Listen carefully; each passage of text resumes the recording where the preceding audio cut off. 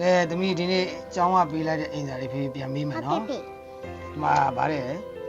ကုန်းနေတရဝ5မျိုးကိုဖော်ပြပါတဲ့ ကုန်းနေတယ်ကွာ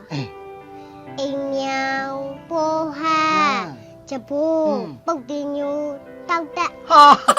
အဲ့ဒါတွေကကျောင်းမှာတင်လို့လားအဲ့ဒါဘာကောင်းနေလဲလို့ ဖေဖေကလည်းအဲ့ဒါလေတောင်းမှတင်တာပဲလေ ဩကုန်းနေတရဝတွေကျောင်းမှာလည်း तू ကတင်တယ်အကောင်တွေကကုန်းနေတရဝတွေ ဟုတ်တယ် ဩဒုက္ခဘလူတွေတင်တာတော့ငါသမီးကအဲ့ဒါဆိုဒီမှာရေနေတရဝ5မျိုးကိုဖော်ပြပါတဲ့ ငါပစုကနမိကြောင် ဟာအရှိက4ကောင်ဟုတ်ပါပြီအနောက်ကတစ်ကောင်ကဘယ်ကပါလာတာတော့ ဖေဖေကလည်းအဲ့ဒါလေရေးမနေတာပဲလေ ဩငါသမီးကစောစောစီးစီးဘွဲရတော့မှသူများတက်ကိုထူဖို့ထူပါမှ ကဲ